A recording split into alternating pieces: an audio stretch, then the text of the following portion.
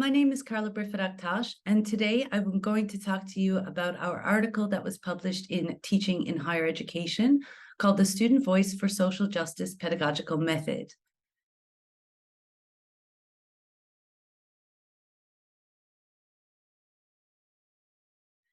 Social justice in education is a growing subfield in educational research. Most scholars view social justice as everyone having full participation and equality in society.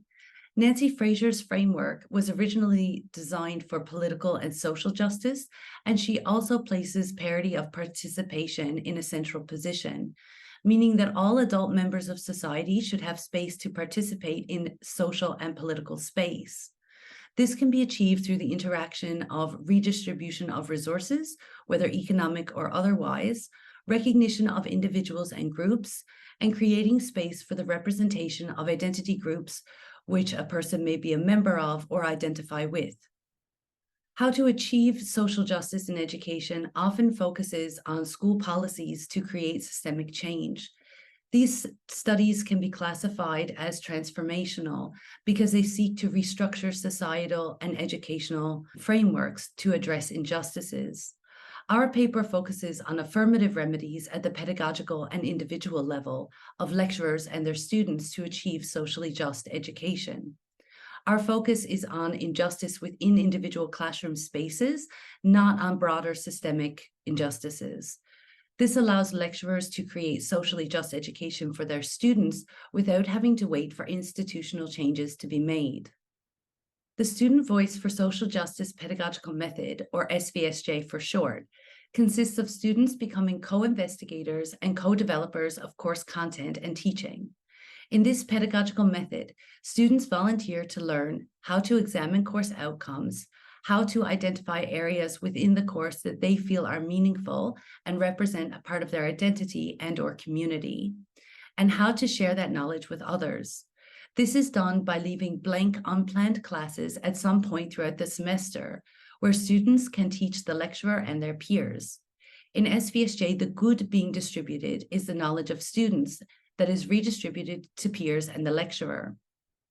Recognition and representation are understood from the perspective of students' cultural, linguistic, identity groups, etc., and the space for expression and voice of those groups within the class. SVSJ cannot solely rely on Fraser's framework, but must include other justice considerations as well, such as procedural, contributive, and affective justice. Applying procedural justice to SVSJ is important because it places procedural decisions in the hands of students. Students actively create course content rather than the content being imposed on them. This requires a reframing of the power structure of higher education classrooms, whereby the lecturer is not the sole knowledge holder. Through the development of this co-constructed learning space, students can influence the procedure and content of the class. At the same time, they have control over their contributions to the class in their small group work and teaching time. This is because the method is not part of course assessment. The students participate free of coercion or fear of obtaining a lower grade in the course. Affective justice can be important to ensure that other types of justice are implemented. In educational context, it focuses on the relationship between students, their peers, and the educator. By creating open and supportive spaces based on respectful relationships, students can feel free to express their voices in the procedure of the class and contribute to their small group discussions, planning, and teaching. This project involved 6 courses with 187 participants. One lecturer taught 4 courses, while the other taught 2 courses. The courses consisted of education and philosophy courses, and student demographics ranged from first-year undergraduate to graduate students. All classes were moved to an online mode of instruction due to pandemic restrictions, but how the project was conducted remained unchanged, aside from the mode of learning taking place, of course. The project began with the students being provided with the general course outcomes, so that the content developed for the course was appropriate to the course aims. In 2 of the classes, the students were given a variety of course-appropriate general topics, and they could choose which topics they wanted to plan and teach. How the planning and teaching occurred was entirely up to the students, although the lecturer was there to guide them when necessary.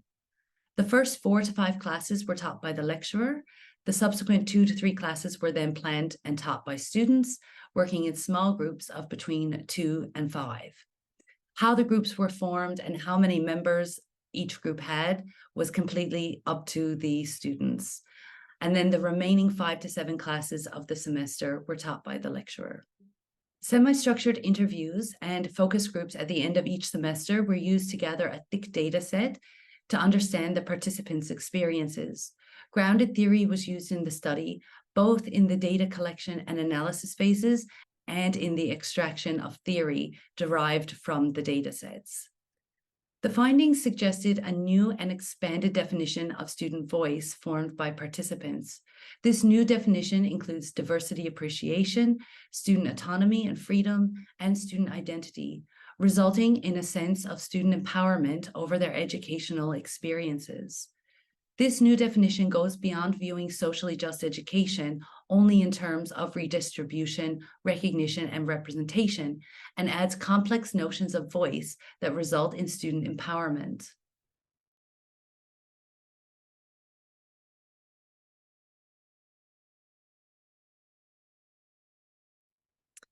In this project, the students communicated with each other and the lecturer as the change agents. When asked about their understanding of student voice, the most common themes were that students had the freedom to share, make decisions, and have space for self-expression.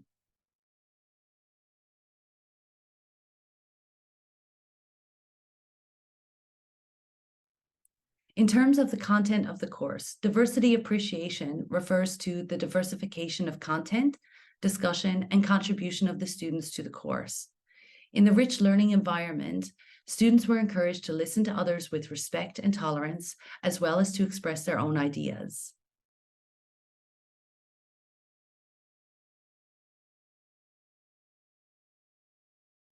Both types of freedom, negative and positive, were mentioned by students. Negative freedom included ideas such as freedom from judgment and freedom from disrespect from others. Most often, positive freedom or freedom to was referred to by students. This could be associated with the ability to be free to participate in their learning or freedom to take a leadership role in their education through choice.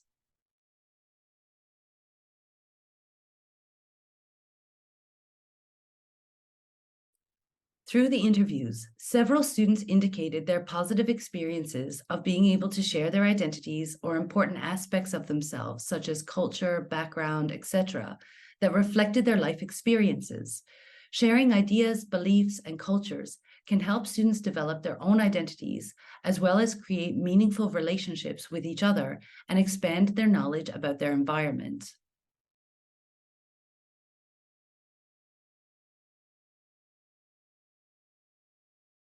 Student-centered learning facilitates students' active participation in the learning process. Their sense of achievement comes from acquiring knowledge, choosing relevant topics, designing learning activities, and facilitating those activities in the class. When students had the space to influence and affect change within their course, the sense of ownership of course content changed from a lecturer-owned course to a jointly owned course. What is required is a shift to student-centered learning, where the authority in the classroom is shared between the educator and their students. The relationship between both parties requires shared responsibility, power, and control of the content being included in the course. Incorporating intellectual humility in the power structure of classes and sharing positions of power with students allows for genuine student voice and overall student empowerment.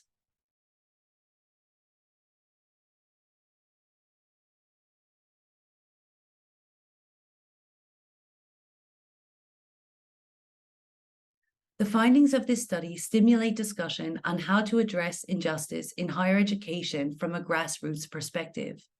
The resulting SVSJ pedagogical method may help lecturers broaden their understanding of student voice as a means of promoting a socially just pedagogy with their students, and for improving teaching and learning through affirmative remedies without having to wait for transformational changes on an institutional level. Thank you for watching, and please check out our article if you would like to know more. Bye for now.